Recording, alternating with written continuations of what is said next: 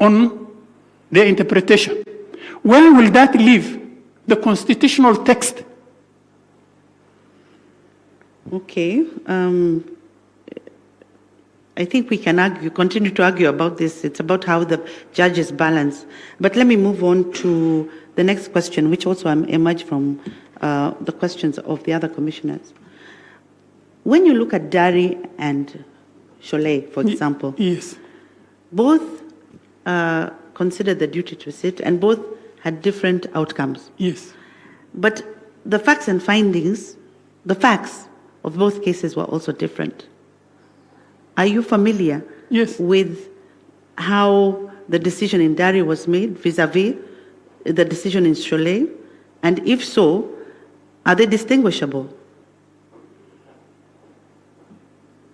I am aware the circumstances and the facts of both cases. The court made a very comprehensive, rightly in my view, in the case of Cholet. But in the case of Dari, and it's not my position to say anything negative or positive about it, it is the same circumstances, the necessity to sit. The question I'm asking, in view of the numbers of the court, and it is constitutional responsibility,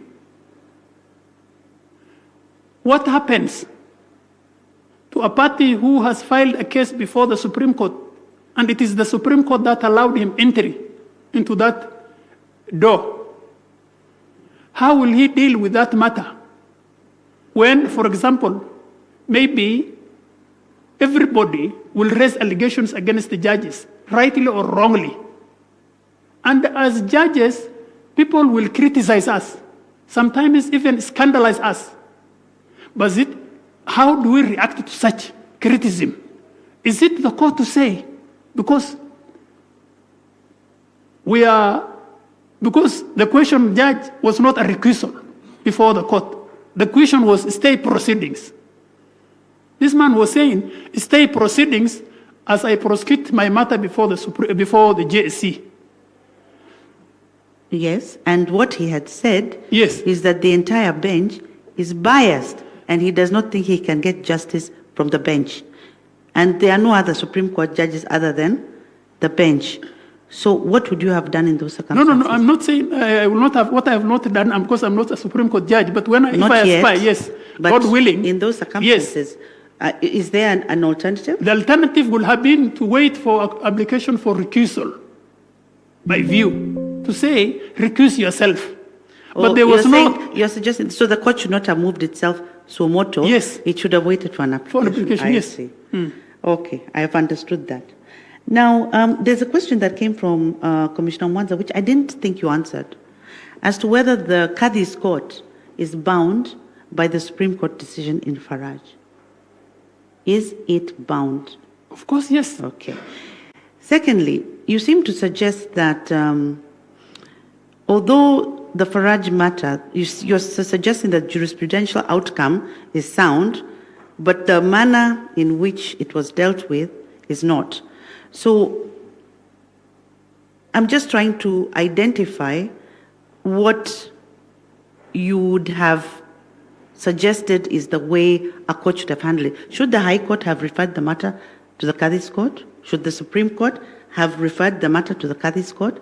What do we do if the parties have chosen the forum? Can a court say, no, you cannot come to the High Court, you must go to the Qadhi's court? It's the parties who choose the forum. So how can a court make that decision? I did not question the merit of the decision. Mm-hmm. What I question is the methodology. Yes. And the methodology is this. It is not the parties which chose the forum. For example, the appellant did not choose the High Court. The High Court. She was before the Qadhi's court. But she objected to the proceedings before the High Court.